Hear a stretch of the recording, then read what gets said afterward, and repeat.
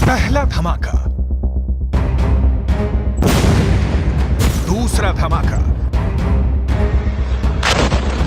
तीसरा धमाका, चौथा धमाका, पांचवां धमाका। इतने धमाकों के बाद भी क्या हमास का कमांडर और गाजा का बिन लादेन कहा जाने वाला याह्या सिनवार जिंदा है, या फिर इन धमाकों में इजराइल का कट्टर दुश्मन हमेशा के लिए जिंदा दफन हो गया है?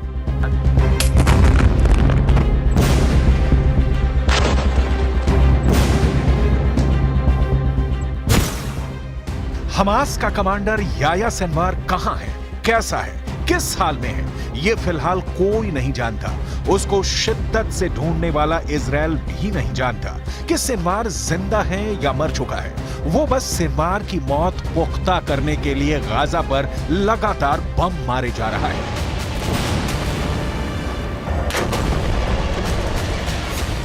पूरी दुनिया जानती है कि सिनवार इस वक्त गाजा में ही है। अगर वो जिंदा है तो वो कहीं छुपा हुआ है। क्या वो बमबारी में तबाह हो चुकी किसी इमारत के खंडहर में छुपा है या किसी सुरंग में ठिकाना बनाया हुआ है? यही वजह है कि इजराइल हर दिन हमास के सुरंगों को निशाना बना रहा है। गाजा में चुन चुन कर हमास की सुरंग को बर्बाद कर रहा है। हर उस ठिकाने को निस्तो नाबूद कर रहा है जहां हमास का पूरा कैडर हो सकता है या फिर उसके लीडरों के छिपे होने का शक है।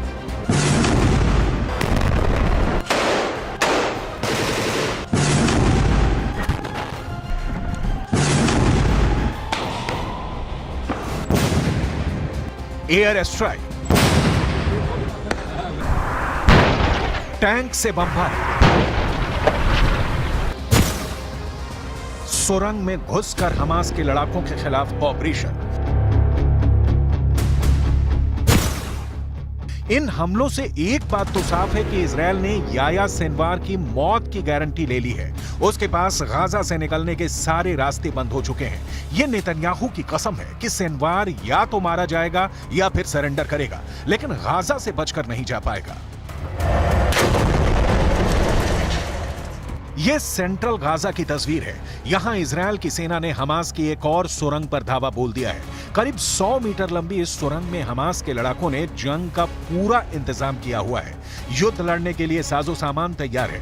यहां से मोर्टार बरामद हुए, ग्रेनेड भी मिले। इजराइल की सेना पर अटैक करने के लिए आरपीजी रॉकेट का जखीरा भी मिला। साथ ही वो सामान मिला जिसके सहारे हमास के रॉकेट की रेंज बढ़ाई जा सके, वो लंबी दूरी तक इजराइल की सेना पर हमला कर सके। इजराइल की बहुत ही खतरनाक माने जाने वाली 179th ब्रिगेड ने इस ऑपरेशन को अंजाम दिया। अब एक और वीडियो देखिए। इजराइल अपने दक्षिण की तरफ से हमास के ठिकानों पर हमले कर रहा है। एक के बाद एक टैंक से फायर किया जा रहा है। सेना की गाड़ियां हमास के ठिकानों और उसके एंटी टैंक दस्तों को तलाश कर रही हैं, क्योंकि इसी ने इजराइल की नाक में दम कर रखा है। देखा जाए तो इजराइल ने हमास के हर लीडर, फिर चाहे वो याह्या सिनवार हो, इस्माइल हानिया हो या खालिद मेशाल, सभी को हमेशा के लिए खत्म कर देना चाहता है। इसमें याह्या सिनवार जिंदा है या मर चुका है पक्का नहीं मालूम। हानिया और खालिद मेशाल भी खौफ में है, जबकि हमास के नंबर 2 सालेह अल अरूरी को इजराइल खत्म कर चुका है।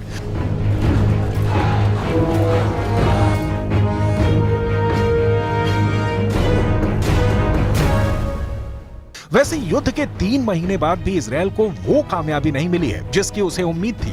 यही इजराइल की सबसे बड़ी मुश्किल भी है, क्योंकि जितना ज्यादा वक्त हमास के थिंक टैंक को मारने या पकड़ने में लगेगा, युद्ध उतना ज्यादा खिंचता चला जाएगा।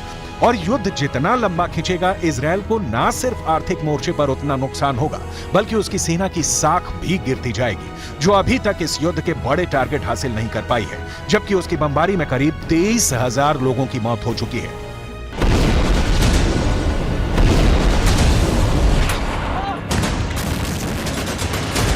שלושה חודשים, החמאס ביצע בנו טבח נורא.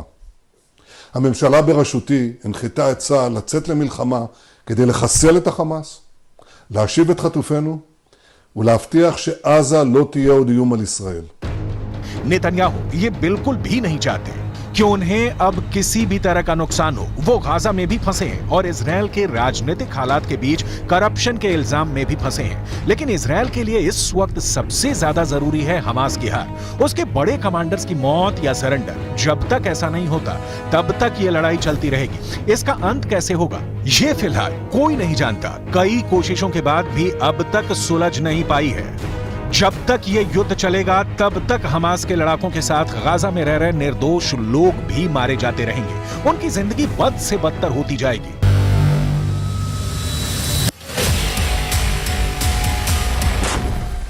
गाजा में एक बार फिर सीज फायर की कोशिश शुरू हो गई है।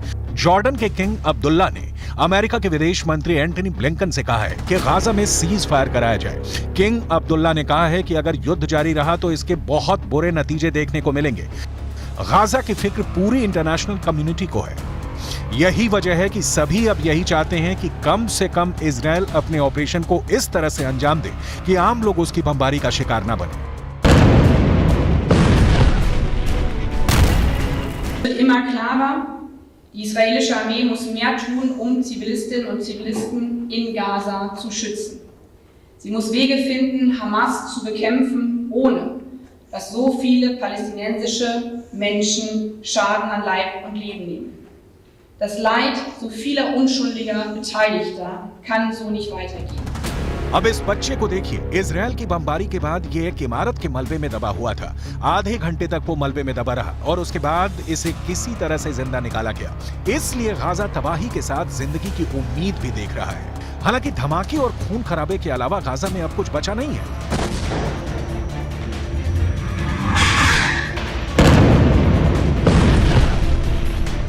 गाजा में इस वक्त जिंदगी मौत से भी बदतर हो गई है। एक बड़ी आबादी के पास अब रहने के लिए घर नहीं है। वो रेफ्यूजी कैंप में रहने को मजबूर है। यहाँ न खाने की सही व्यवस्था है और न ही पीने की। मेडिकल व्यवस्था तो पहले ही चरमराई हुई है। लोगों का कहना है कि इजराइल ने बाहर से आने वाली मदद को रोक दिया है।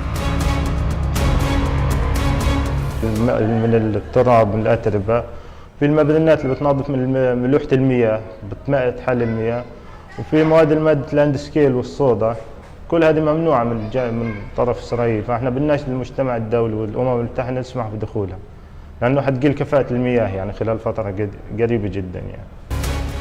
दुनिया गाजा से आ रही हर तस्वीर को देख रही है, लेकिन इजराइल को सिर्फ सिनवार चाहिए, जिंदा या मुर्दा। याया सिनवार का खौफ पूरे इजराइल में फैला हुआ है, क्योंकि हमास के कब्जे से रिहा हुए एक बंधक ने याया सिनवार को लेकर जो बात बताई है वो नेतन्याहू के लिए बहुत बड़ा सिरदर्द बन चुकी है।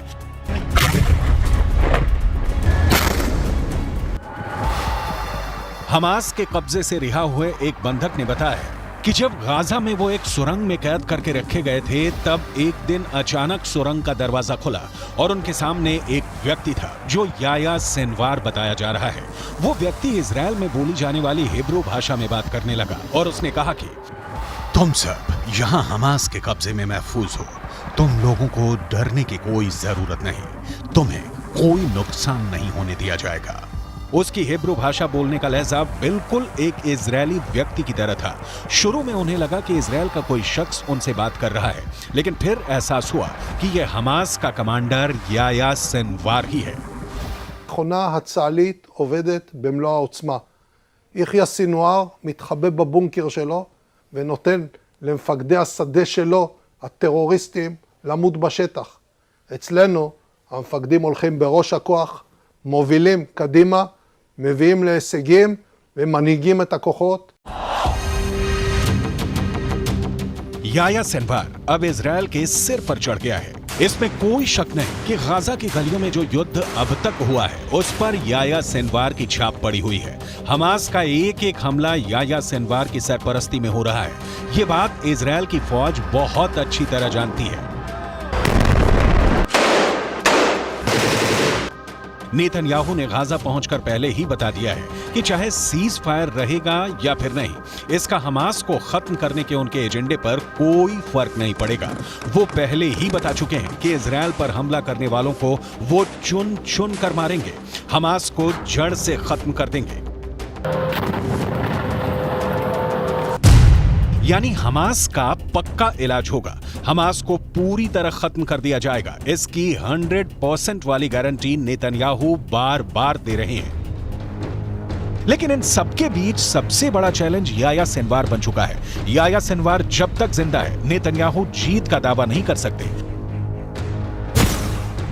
नेतन्याहू को जब से पता चला है कि याह्या सिनवार सुरंगों में घूम रहा है और बंधकों से मुलाकात करके उनसे सीधे बात कर रहा है, तब से नेतन्याहू की बेचैनी बढ़ गई है। इसका मतलब साफ है कि याह्या सिनवार जिंदा है। याह्या सिनवार युद्ध को कंट्रोल कर रहा है। याह्या सिनवार बता रहा है कि इजरायल का एक एक बंधक उसके रहमो करम पर जिंदा है। यही बात इजरायल को बहुत परेशान कर रही है।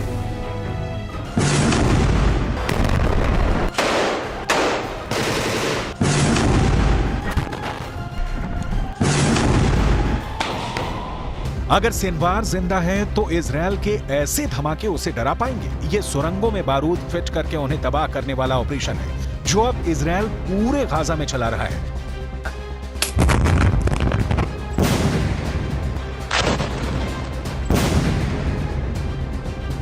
लेकिन हमास जिंदा है और वो याह्या सिनवार के ऑर्डर पर कुछ भी कर गुजरने को तैयार है। सिनवार की बहुत ही खास स्ट्रेटजी है जिसके आगे अभी तक इजरायल नाकाम ही साबित हुआ है। 7 अक्टूबर को हुए हमले के बाद हमास के खिलाफ जंग में इजरायल के 2 मकसद थे। पहला, हमास के पास से करीब 250 बंधकों को आजाद कराना, जिसके लिए इजरायल को सीज फायर करना पड़ा, यानी उसका युद्ध और बमबारी काम नहीं आया, वो फेल हो गया। दूसरा मकसद, इजरायल हमास को जड़ से खत्म करना चाहता है, लेकिन अभी तक इसमें भी इजरायल फेल ही साबित हुआ है। इसमें कोई शक नहीं कि याह्या सिनवार ही 7 अक्टूबर को हुए हमास के हमले का मास्टरमाइंड है। उसी ने साजिश रची, उसी ने टारगेट चुना और अब वही गाजा में सब कुछ कंट्रोल कर रहा है। गाजा की गलियों में जो युद्ध हुआ है या हो रहा है, उसने इजरायल को भी बड़े झटके दिए हैं। इजरायल को उसके मुताबिक नतीजे अभी तक नहीं मिले हैं। ऐसे में ये बात साफ है कि इजरायल का हमास के खिलाफ ऑपरेशन और तेज होगा। इजरायल का ऑपरेशन बता रहा है कि अब उसने गाजा को 2 हिस्सों में बांट दिया है, या कहीं कि गाजा को 2 हिस्सों में काट दिया है।